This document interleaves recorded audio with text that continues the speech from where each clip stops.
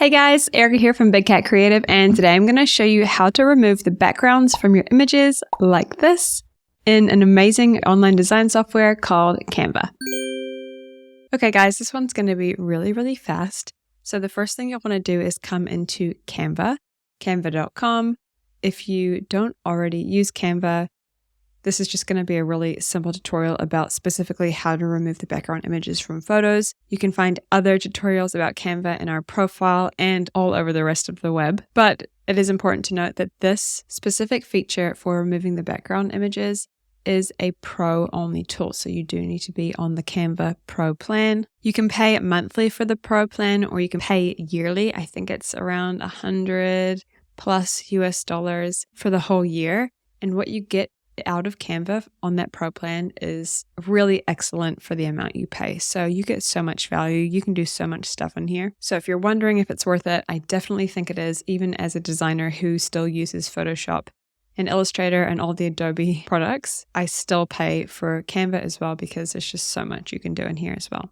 And it's so great for collaboration. But anyway, if you just want to remove the background from some of your images, what you could do is just sign up for the Pro plan for a month. So you'd be paying a minimum amount, going through and just removing all of those backgrounds from your images, and then you can export them and use them in other design software if you wanted to just do that as well. It really just depends on how you're planning to use it. I think it's definitely worth upgrading for the month, doing this all in Canva, and saving yourself a bunch of time versus doing it in Photoshop, because Photoshop just takes forever compared to Canva. And honestly, this Canva tool is so superior to the background remover in Photoshop. And I never thought I'd say that. I am an Adobe girl, so Canva really takes the cake on this one. So we'll just jump right in, click Create a Design in the top right corner.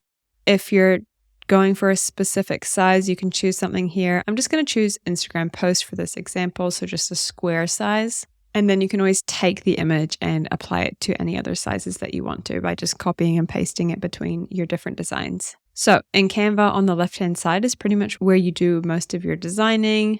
And I'm going to go ahead and choose an image. So I can either upload my own image in the uploads area by clicking upload files. Today, I'm just going to go into elements and then go into photos. And I'm going to choose something from this free image library.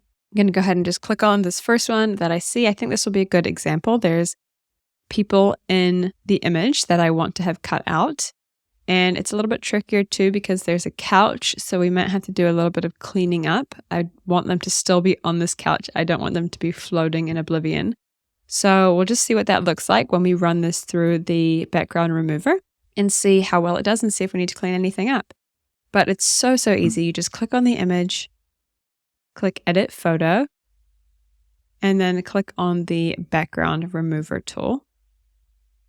Okay, so how fast was that? That was like it instantly removed the background. Let's zoom in a little bit and see what we're working with. Okay, so it looks a little bit blurry at the moment, but I think it's just sort of loading and it should go back to the original quality. I don't believe this background remover actually removes any quality, but just because it's sort of in edit mode, it might lose a little bit of quality temporarily. But you can see it's done a really good job of cutting out the people.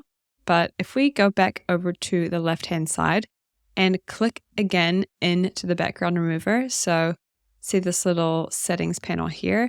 It's going to open up settings for us to jump into. Okay, so it's still a little bit blurry, but generally it looks like it's cut out these faces really well.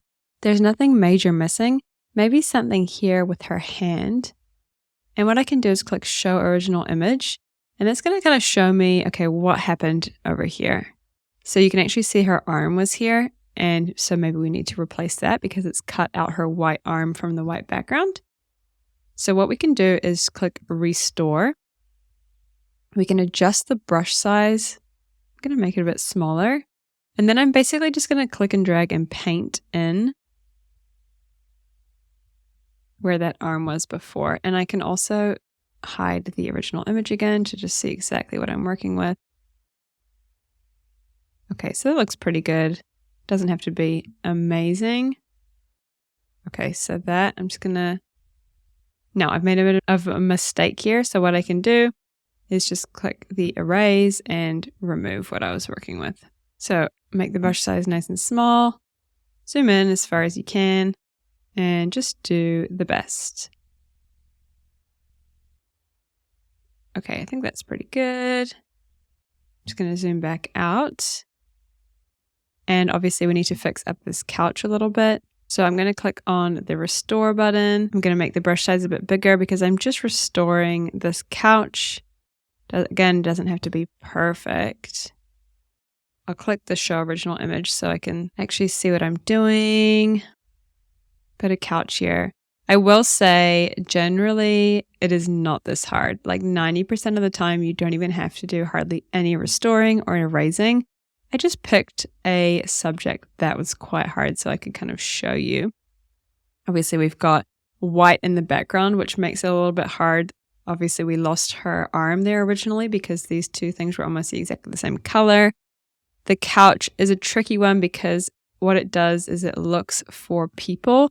And so it's a little bit hard to distinguish between what is the actual subject in this picture and do we need to include what they're actually sitting on. So in this case, it would have looked pretty crazy if we didn't include the couch because they would have looked like they were just floating.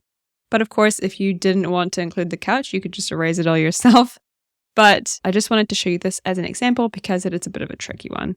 But I think that is looking pretty good. I'm going to just click back up here and see how that looks. So overall, I'm pretty happy with that. And then from there, once you've actually removed the background, you can crop the image down just to make it a bit easier to work with. And you can make it bigger or smaller. And you can also see that we've restored the original quality. It did get a little bit blurry there while we were working on it, but now it's all good. So you can see instantly how you could make this into an Instagram post. You could add a different background to it. So if you're using Canva, we could come to Elements. We could search background, click on Photos, and have a look at what comes up. You could do something really artistic in the background. You could put some text over top of it. Or we could put an actual background of a room so it looks like they're sitting in a different room than they originally were. There's lots of cool things you can do with removing the background, plus all of the fun elements that Canva has. Like there's a lot of cool background images and stuff like this that you can pull from in Canva. So the opportunities with this are really endless. I think the quality of the background remover is super high for such a simple design software like Canva. It's definitely the best I've ever used for how fast it works. If you are just using the Pro plan for a really limited amount of time, just so you can cut your images out from the background and use them in the future in Canva free plan or Photoshop or anything like that, you can just go ahead and create a document of a whole bunch of images that you've cut out. So I would cut out a bunch of images and have them in this one document. Okay, I've got 2 here now. So let's say that I wanted to use these later. What I would do is I would click Share, Download. I would download them as a PNG with a transparent background. Make sure you're downloading them at a size that is high quality enough for you to use them in any future graphics. Go ahead and download them.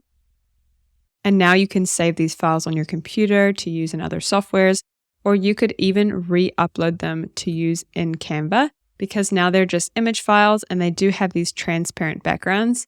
You can save them on your computer, re-upload them to Canva, upload them to Photoshop, whatever design software you want to use, and they will have transparent backgrounds. Okay guys, thanks so much for watching. I really hope you enjoyed that video and learned something new.